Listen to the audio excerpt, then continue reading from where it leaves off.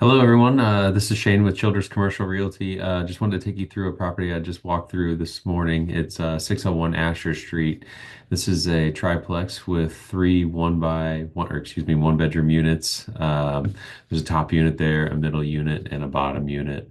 We were able to get into the top unit, the middle unit. The tenant was there at the middle unit. The top unit's the vacant one, but we were not able to see the bottom unit. Either way, wanted to just give you a quick preview of what I saw on the tour and then basically be able to show you what I got from an income standpoint and what this property would take in order to be a good deal for you. Either way, I just want to take you through that and I'll show you on the map exactly where it's at. Let me see here. It's actually in a pretty good little area. As you can see, we're right next to Murdoch Park over here, and then this gets into West Lafayette and the Purdue area. This is our downtown area that's starting to get well, really not even starting anymore. It's been having a lot of improvement. And then what we're located in, let's see if I can zoom out and get it. Yeah, this is the name Perrin neighborhood. A little bit older product over there, but a lot of larger style houses, and it looks like a lot of stuff is being remodeled and being pretty well brought up as time goes on here. So it should be a good area to watch as time goes on. A lot like our Columbian Park area that's been being really well taken care of over the last few years. So a lot of this corridor here, this whole kind of South Street artery has been really well taken care of and showing some promise to be better taken care of as time goes on. Either way, so this is the property. I wanted to dig in and show you. Uh, Great. No, it's not down. That's awesome. Let's reload that. Okay, so I wanted to show you some of what I've got here in terms of a number standpoint. So either way, I used the pro forma rents that should be going in on this one, or what market rents should be in a decent condition. 800 a month is what they're saying they're getting in that bottom unit, and then I put in 700 a month for the top and 700 for the middle. Where are we at here? She actually is only paying 500 a month, and that's owner utilities included. So I wanted to adjust some of this to what it could be when these are put back together. How the place was built in 1910, pretty common for the area, and this is a pretty large hill right here where it's at. It doesn't make it perfect for parking, but it gives the area a lot of character. And as you look off in this direction, you can kind of see down onto the West Lafayette type area. So it's actually pretty neat. Our purchase price on this one is 205,000. I did the loan type in this report at a 7% rate, then putting 25% down to get you a loan payment of a little over 1,000 a month. I put some rehab costs in here of 20,000 for the upper unit because it's not necessarily livable at this point. Needs floors, paint. It's going to need some appliances. The bathroom you'll see in one picture I've got started, but it's going to need finished. And then there's definitely some work to do up there, but it's not a ton of square footage, so those costs kind of come back down a little bit. The middle unit, I would rate the condition as maybe a 7 out of 10. It was hard to see, like windows were tough to see with the window treatments in and things like that. But I would definitely I left some budget in there to do things down there because the tenant in there had mentioned she was going to move over the course of the year. Then the downstairs unit, I just played the assumption game that the middle unit and the downstairs unit looked at least similar. So I left some budget in there for some rehab and some just basically getting the cosmetics taken care of. So here's our like broken out rehab costs as far as we could take them.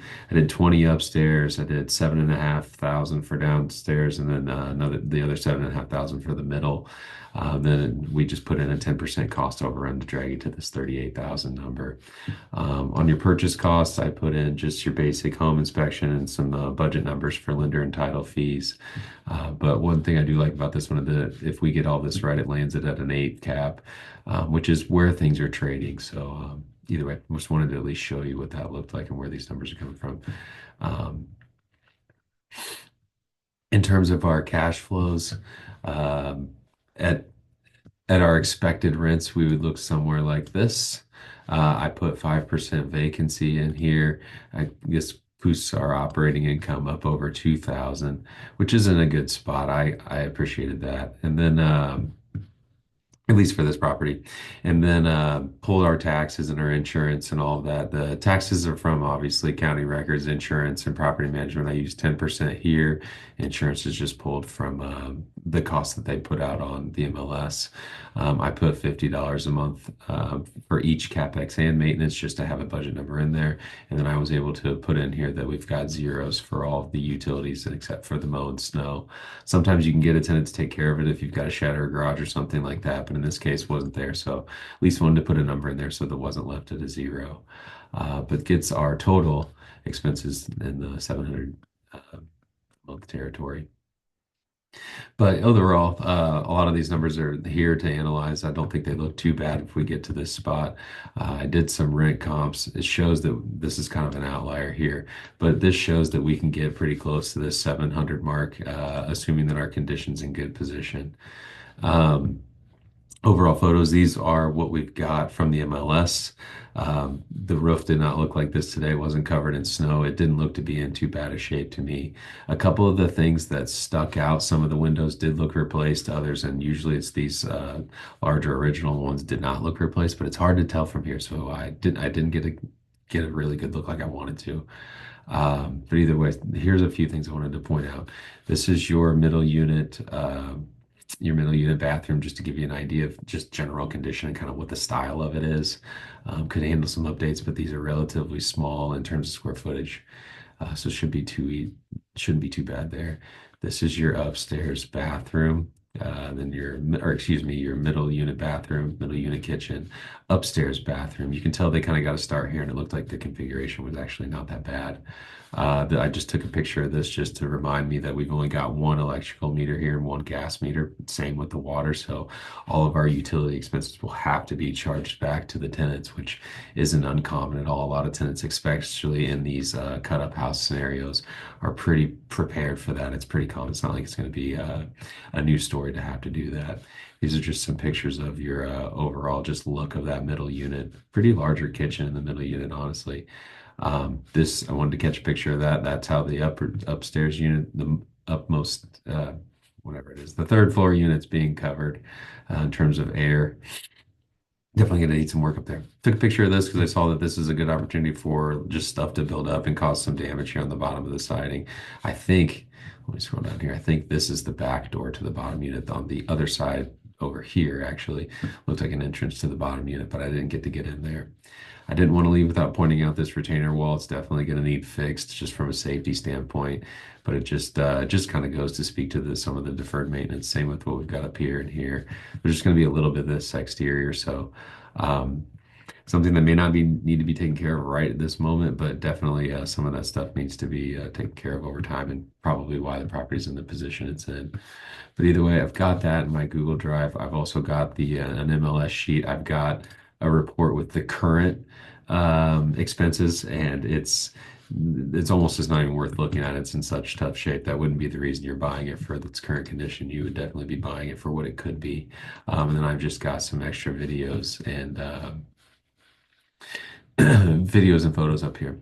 But something I wanted to point out is our offer calculator. So I like to use this offer calculator, and what I've got here is let's see, let's show you what it looks like. This is just basically an interactive version of what we were just going through. And what I like about it is if we, so we've got this 38,000 in rehab that we've at least nonetheless have to plan for.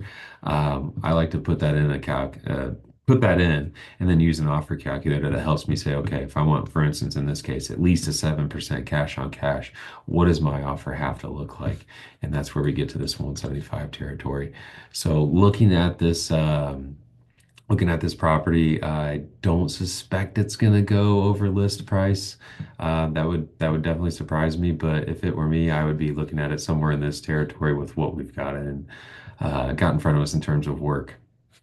But either way, wanted to just introduce you guys to that one. If you've got any questions or would like a link to this Google Drive, just give me a call at 765-413-6046, or just get on childerscre.com, and you can fill out or you can get signed up for an account there, and I'll be able to find you that way.